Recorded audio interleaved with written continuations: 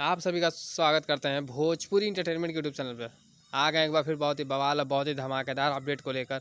जो अपडेट अभी भोजपुरी के देसी स्टार कहे जाने वाले मिस्टर समर सिंह जी का एक बहुत ही बेहतरीन बहुत ही लाजवाब गाने को भैया गाने के टीजर को रिलीज़ कर दिया गया है। जैसा कि आप सभी लोग स्क्रीन पर देख पा रहे होंगे, जिस बेहतरीन और लाजवाब गाने का भैया नाम है छुआ देना कमर। ये एक बहुत ही बेहतरीन और बहुत ही लाजवाब गाना होने वाला है, जिस गाने के भैया टीजर को वाइट हिल भौकाल नामक यूट्यूब चैनल पर भैया रिलीज़ कर दिया गया है।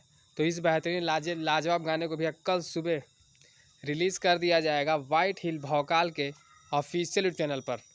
तो आप लोगों ने अभी तक इस गाने के भैया टीजर को नहीं देखा है तो जाएँ वाइट हिल भौकाल के यूट्यूब चैनल पर जाकर इस बेहतरीन और लाजवाब टीजर को भैया ढेर सारा प्यार से है। बात की जाए इस गाने की, तो इस गाने को भैया गाया है समर सिंह जी ने, और इस गाने में उनका साथ दिया भैया शिल्पी राज जी ने। वहीं पर इस गाने में आप सभी को फीचरिंग करते नजर आ जाएंगी सपना चौहान जी।